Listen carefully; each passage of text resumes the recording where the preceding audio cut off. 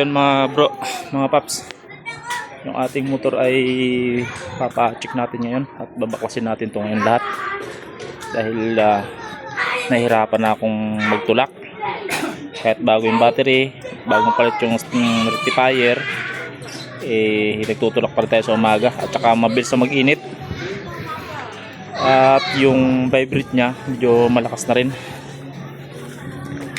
So ayun, OD yung battery natin. So ayan o,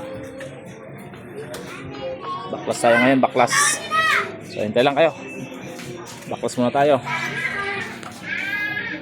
Yan nga pala yung ating mekaniko, siya yung gumagawa talaga nyan.